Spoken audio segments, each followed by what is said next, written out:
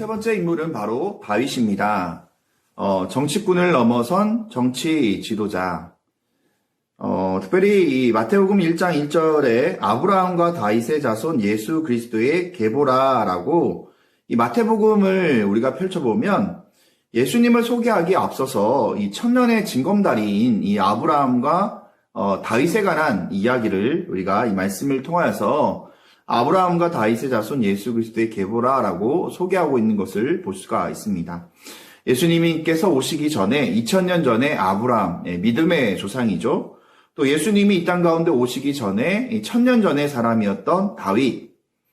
그는 70년의 인생을 살았지만 1000년이라는 시간 그리고 지금까지도 이 민족의 가장 소중한 인물로 이스라엘 가운데 소개되고 있는 것을 우리가 보면 하나님은 언제 그를 주목하고 보셨을까? 그의 인생 가운데 하나님은 특별히 청소년기에 그가 아버지 이새의 양떼를 지키면서 이 작은 것 하나 소홀히 여기지 않고 자기의 목숨을 걸고 성실함으로 또한 완전함으로 또한 능숙함으로 그가 시편 78편 70절부터 나와 있는 이 말씀의 모습처럼 그가 늘 하나님 앞에 최선을 다하고 또 작은 것 하나에 최선을 다한 그런 작은 것 하나를 소홀히 여기지 않았던 그 다윗을 뽑아서 사용하셨던 하나님 아버지의 마음을 우리가 이 모습을 통하여서 볼 수가 있습니다.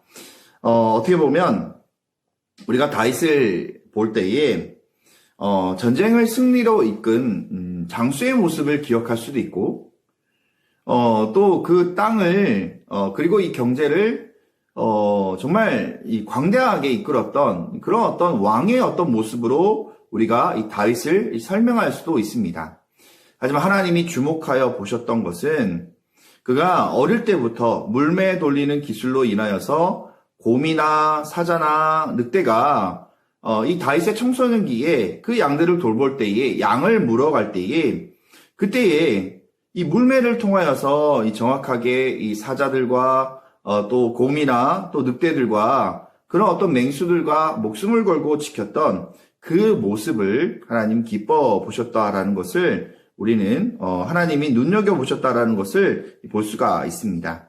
아버지의 소유를 지키기 위해서 최선을 다하는 그 청소년기를 바라보시는 하나님.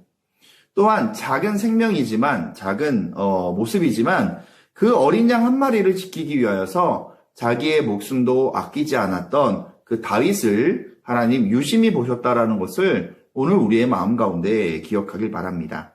어쩌면 다윗의 눈에는 골리앗은 더 쉬운 상대입니다.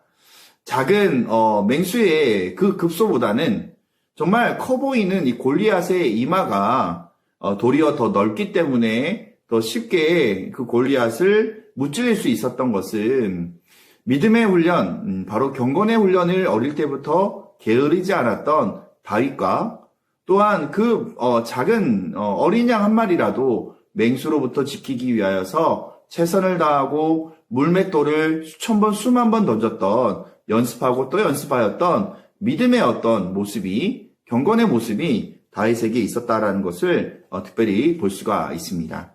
그런 다윗을 가장 먼저 알아보신 분은 하나님이시지만 또한 이 사울이 다윗을 죽이려고 할 때 그 사울의 어떤 이 어려움 가운데서도 하나님은 요나단이라는 이 다윗의 그 마음을 이해하고 또 친구가 되었던 요나단이라는 어떤 이 사람을 그에게 붙여주셨다라는 것을 볼 수가 있습니다.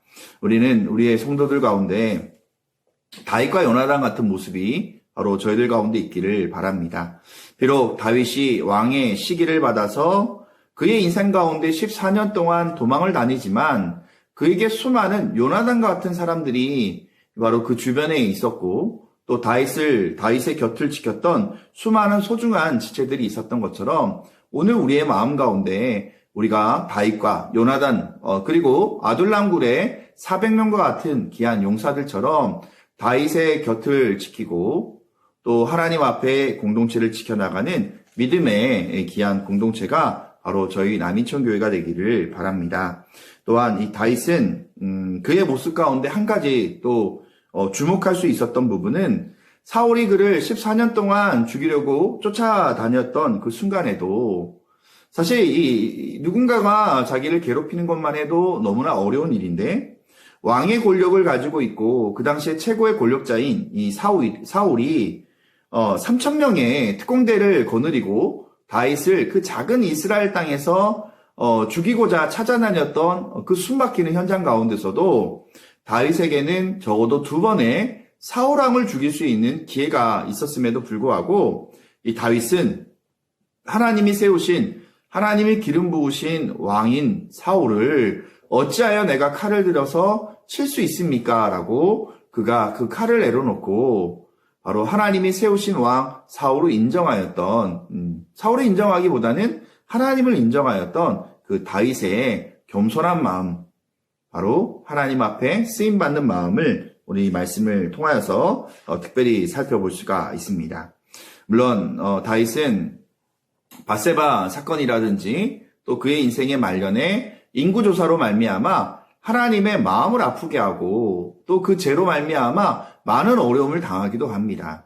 하지만 하나님께서 하나님 마음에 합한 왕이라고 이 다윗을 인정한 것은 그 마음의 중심이 언제나 하나님을 향한 하나님의 마음을 향한 노래가 그의 삶 가운데 있었다라는 것을 우리의 마음 가운데 기억하여서 우리의 중심에 오늘도 하나님을 향한 노래와 하나님을 향한 찬양의 모습이 날마다 우리의 마음 가운데 새겨져서 오늘 우리가 얼마나 하나님을 전심으로 사랑하는지, 우리가 얼마나 하나님의 백성인 이 이웃들을 섬기며 사랑하고 축복하는지를 우리의 삶을 통해서 증명할 수 있는 믿음의 다윗과 같은 귀한 은혜가 저희들 가운데 있기를 바랍니다. 하나님 감사합니다.